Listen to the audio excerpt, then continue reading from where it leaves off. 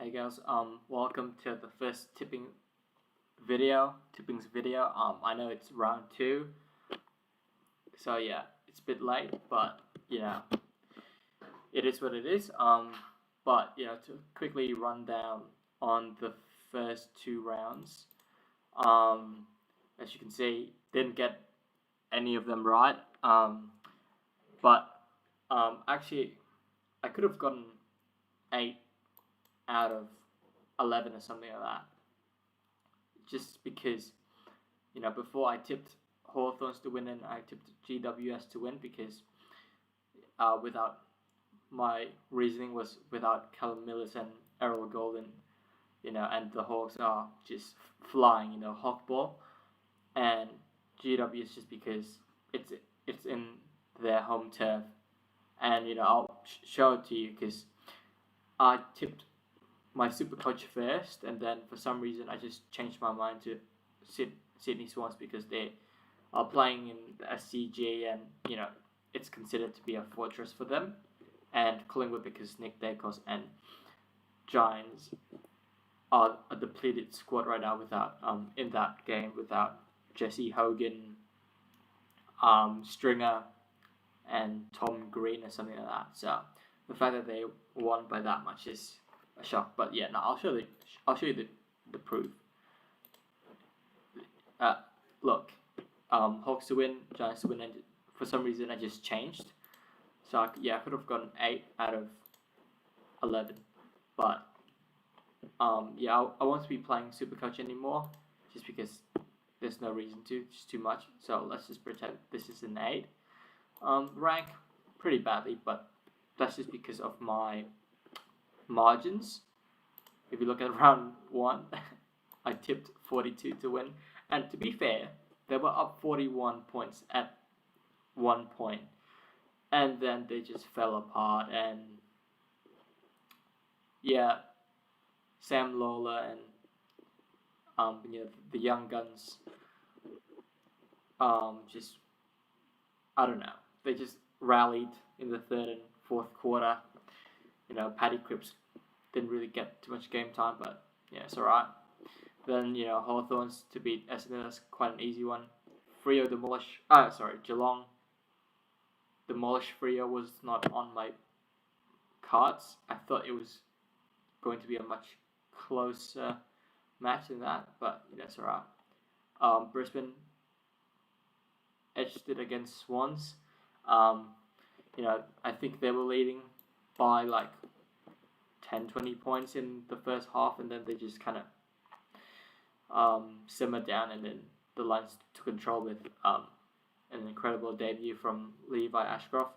I think he got like 84 fantasy points, which, the fantasy video will come out tomorrow. I'll record it an hour or 2 hours before the Carlton Hawks game, just because I'm too lazy to record it now. It's 9:30 at night, just finished football, so yeah.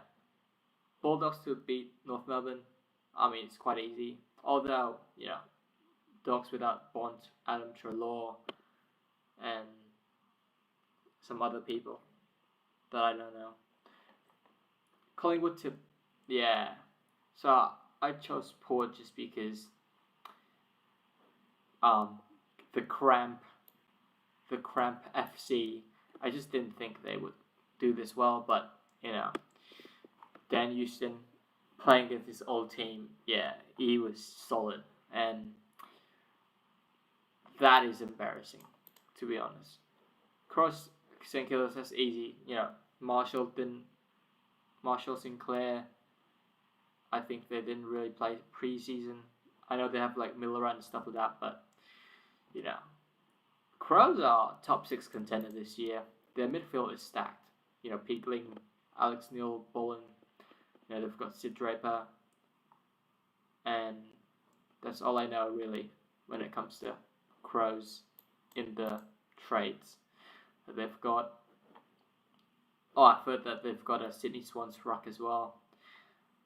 Melbourne, they were so close. Like, I think Giants kicked last minute goal to win it. It was just a neck and neck battle, so I didn't get too upset with that. Really, Gold Coast destroyed Westies. Holly Reid played a terrible game, I think, but Gold Coast without Sam Flanders and Mac Andrews, this is scary. But yeah, no. 6 out of 9. I'm pretty alright with that. Now on to round 2. Hawks and Carlton. I'm going, quite high again. I'm saying 35. If Paddy Cripps play more minutes and if he doesn't ruck and just leave the solo rucking to TDK Tom DeConin, then I think it'll be better. But Shearer was very good in Carlton's first game.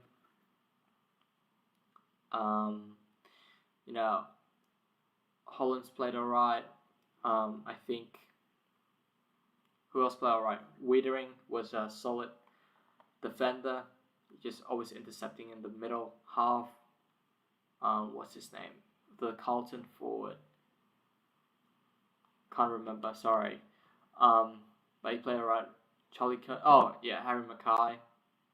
He was good, but they're missing Charlie Kerner and their main draft pick, Jagger Smith, got an ACL. So Hospital FC, I don't see them winning in a long time. Next up, Dogs, Maui's, Cramp FC. I think the Maui's are gonna win, just because like I said, Dogs don't have Bond. Riley Sanders a bit shaky. He's not really contributing as much as a follower as much as I've hoped. Timmy English, we'll get to him in the next video. He crushed my soul when he rocked against Sherry. But like I said, we'll talk about that in a later video. Next up, Adelaide Essendon, I think it's just easy. Crows, top 6, like I said. Port, Richmond. If Port do not win this at home Adelaide Oval by 10 plus goals, sack the season off and say just farewell to Ken Hinkley already. Just say goodbye. You don't need to. You don't need to wait until the end of the season to wave goodbye to him.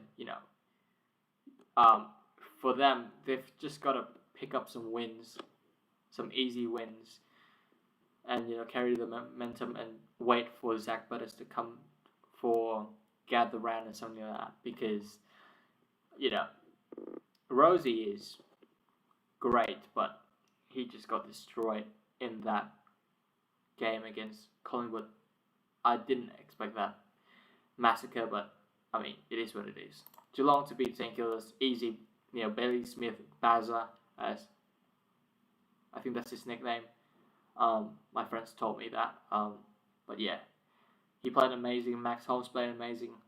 Sam DeConin, the Conin brothers, they have the ruck genes in them, I swear. Sam DeConin played amazing in the ruck, and the midfields of Geelong played quite well as well. Can't tell you the names right now because I don't really go for footy that much, but they scored a lot. Patrick Dangerfield scored, Cameron scored. So they are. Watch out for Geelong. They are a top contender this year alongside Hawks and Brisbane Lions. But now, Lions to beat West Coast. I mean, this. Same with Port. If they don't win by 10 plus goals, sack it off. Well, not really. I think this is just an open practice game for Lions. Just get Levi to play most of the minutes and just rest up their midfield, because I heard Oscar McInerney or something got injured last game. So, not good when it comes to just the midfield depth of Brisbane, but then again they added a stud with Levi. You know, they still have Lockie Neal, Josh Dunkley, Will Ashcroft, and just many more. So they'll be alright for now. But obviously, like I said, Lions, Geelong, and Hawks, top 3 contenders right now. North Melbourne, Melbourne to win, but I think they'll edge it by a bit.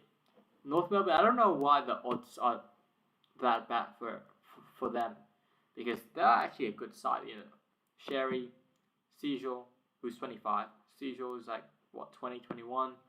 Got Simpkins. Who else they have? Wardlaw, who's injured, but you know they still have him. Yeah, they've got a really good squad. If I'm being honest with you, but you know they just have to stop kind of messing up. I think they kind of choke a bit when it comes to 2 minutes to quarter time. They just concede goals for no reason in that game against the Dogs. Now Freo, Swans.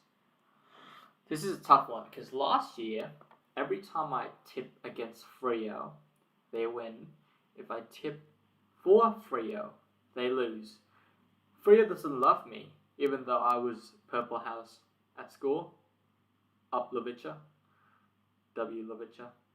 But Swans, they played incredibly against Lions. You know, Corey Warner, the younger Warner, scored 3 goals. The Lizard played well. I don't know about this one. You know, obviously these might change with upcoming news on a Friday, on a Saturday, Sunday, whatever, of injuries or changes to the squad. But this is just for now. This is my tips for now. So take it with a pinch of salt. I might change. So if you see me changing last minute, don't come at me, please. Swans, Freo at Optus. It's a tough one. Let me think about it. Because Freo is missing Hayden Young. Shea Bolton is still testing. I don't know. Swans, no Angus, no Millis, no Errol Golden. Is there anyone else injured in that team? I don't know. Played well against Lions, and Freo just got dismantled. Do I go with the tips and choice? It's just quite tight. Because Sarong played okay in that game. He started quite slow. Andrew Brayshaw kind of started better, but then Brayshaw faded and Sarong kind of picked up. Murphy Reid 4 goals in 4 minutes as a debutant. So I don't know. I'll just go with the home side for now. Freo, like I said, W Purple, up the Purple House. But this is my tips for now. Like I said, AFL round 2 trades and round 1 recap coming to you guys tomorrow. It's quite late now and I can't be bothered. But other than that, hopefully try to get better in tips than last year, and I'll show you actually the leaderboard.